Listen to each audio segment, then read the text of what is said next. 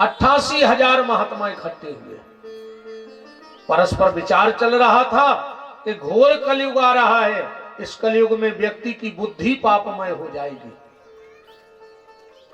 तो व्यक्ति का मन भगवान में कैसे लगे, यह मन गलत रास्तों से हटके परमात्मा के रास्ते पर कैसे जाए। तो साधु समाज विचार कर रहा था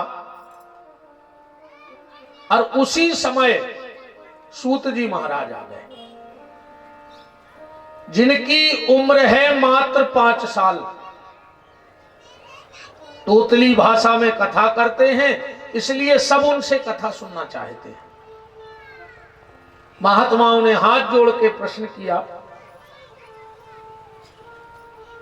और कहा कि आप बताओ कि कलयुग में व्यक्ति का मन भगवान में कैसे लगे, क्योंकि हर आदमी परेशान है दुनिया में।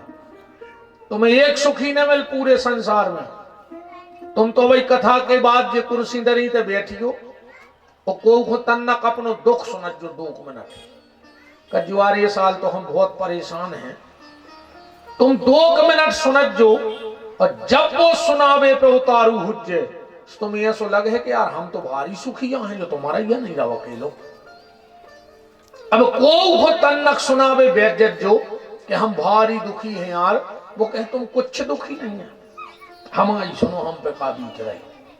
वो गाना है ना, दुनिया में कितना गम है, मेरा गम कितना कम है, दुनिया के गम देखे तो हम अपना गम भूल गए। हर आदमी परेशान है भैया, कोनो सुखी नहीं है रे। तुम तो कहूं नो कहूं तक भगत जा, अच्छे अच्छे बाबा जी है चले जा सो भी परेशान है, अच्छे अच्छे पैसा वालों के चले जा सो भी परेशान है। तुमको एक ढूंढ दे के जो सुखी है, कोई सुखी नहीं है। टेंशन तो हर आदमी को है कहूं न कहूं से, को पति से परेशान, को पत्नी से, को बाल बच्चों से, को बहू दद्दा से, को पड़ोसी से, को गांव से, को देश से, को नेता से, सब परेशान है। इस परेशानी का उपाय क्या है कि दूर हो जाए? इस परेशानी का सीधा सा उपाय ये है कि जिस दिन ये बात मन में बैठ गई कि जितना है उतना बहुत है, सोई सब परेशानी दूर कहां है। जितना है उतने में खुश। और एक बात और गांठ में बांध लो, जितो तुम्हें भगवान ने दाव है, अगर तुम इतने में खुश नहीं आ तो फिर हमारी गारंटी है भगवान तुम्हें कितना दे देवे, तुम वो में भी खुश नहीं हो सकते। टाटा बिड़ला की जायदाद तुम्हारे ना हो जाए तो सोई तुम्हें फिर शांति ने कहा है।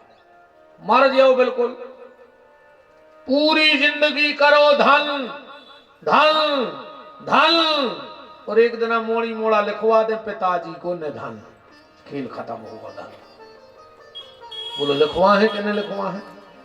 अपन ने अपनों को लिखवा दो, अपने अपनों लिखवा दे, क्रम तो बाकायदा चले ही रहो। शांति का सबसे बड़ा मंत्र है, मन को शांत करने का बड़ा मंत्र है कि जो है वो बहुत है, न मर जा, फिर मर जा पूरी जिंदगी। संतुष्टि है नहीं आज के आदमी का, पागलपन चढ़ो है। वो तो हाय ऐसा लग रहा हो कि पूरे मर जाते, हम बचते अकेले, तुझे पूरी जायदाद हमारी हो जाती। अच्छा पूरे मराई है और जो जायदाद धरी रहे तुम देखते रहे, तुम देख के मर जाओ सबको। हाँ तो मुंह से निपट जाओ, जहां जाओ मगुआ से पूरे मिले हैं तो मुंह से मार जाओ। सूत जी महाराज कह रहे हैं, हे ऋषियों, ऐसी ही शंका एक बार देव ऋषि नारद के मन में उठी और नारद जी तीर्थ यात्रा के लाने गए। हरि क्षेत्रे कुरुक्षेत्रे श्रीरंगम सेतु बंधनम एवामाद सुतीर्थेषु भ्रमाणस इतस्ततः। पर नारद जी को भी कहीं शांति ना मिली। क्यों? हर जगह नारद जी को सब व्यक्ति गलत कर्मों में लिप्त मिले। धर्म से दूरियां बनाते हुए मिले नारद जी को। तीर्थों की हालत वो गड़बड़, साधु संत पैसे के पीछे पड़ गए, संसारी दुर्व्यसनों में फंस गए,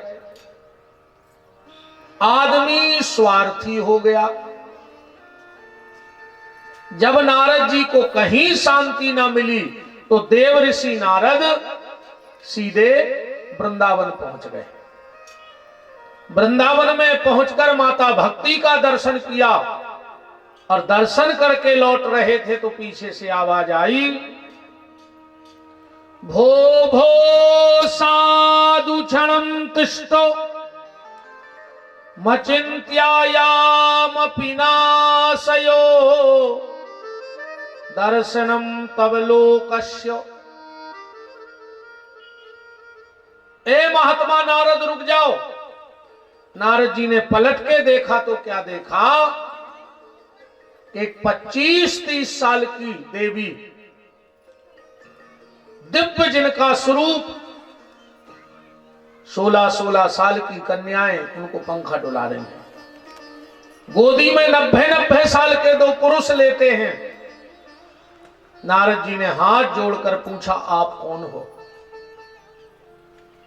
उस देवी ने अपना परिचय दिया, अहम भक्ति रीति ख्याता। नारद मेरा नाम है भक्ति। नारद जी तो नाचने लगे, बोले वाह मां, मैं आज धन्य हो गया। धन्य वृंदावनम तेनो भक्ति।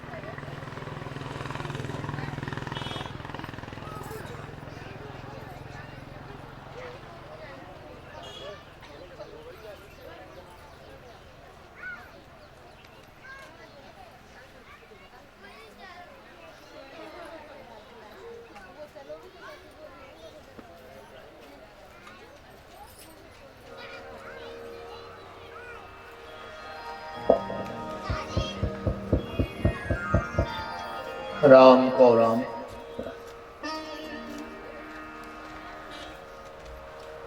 नारद जी बड़े प्रसन्न हुए और पूछा कि तुम्हारी गोदी में ये 2 वृद्ध पुरुष कौन है? बोले ज्ञान और वैराग्य है। नारद जी को भरोसा ना हुआ कि मां 30 साल की और बेटे 90-90 साल के। पूछा नारद जी ने कि ये सब कैसे हुआ? तो भक्ति ने अपनी उत्पत्ति बताई और कहा, नारद हम द्रविड़ देश में जन्म लिए, कर्नाटका में जाकर हम बढ़े, महाराष्ट्र में हमारा विस्तार हुआ और गुजरात में जाके हम लोग तीनों बूढ़े हो गए। पर जैसे ही वृंदावन पहुंचे तो मैं तो जैसी थी वैसी हो गई, पर ये मेरे दोनों बेटे बूढ़े के बूढ़े रह गए। क्यों? बोले वृंदावन में भक्ति तो है, वृंदावन में ना तो कोई ज्ञानी मिलेगा, ज्ञान की दुकान नहीं चलती, क्योंकि वो तो भाव का शहर है, भाव का नगर है, वहां भाव प्रधान है। और जहां भाव प्रधान हो जाता है वहीं भगवान प्रकट हो जाया करते हैं। इसीलिए वृंदावन में भगवान प्रकट हुए, क्योंकि वहां भाव प्रधान है। वहां रागी नहीं है, अनुरागी है, भगवान के प्रेम के रसिक हैं। और इसलिए कथा भी ये दो लोगों ही के काम की है। भागवत सुखदेव जी कह रहे हैं रस का भूवि भाव का, के जनों को नावलाव कथा सुनने में रसिका भूवि भाव का।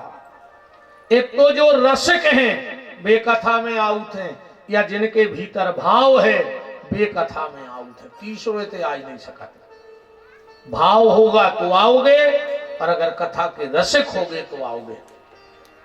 नारद जी ने ज्ञान वैराग्य को ठीक करने का बीड़ा उठाया। आज प्रथम दिवस था, इसलिए अपन ने बैठकी की चर्चा कर ली।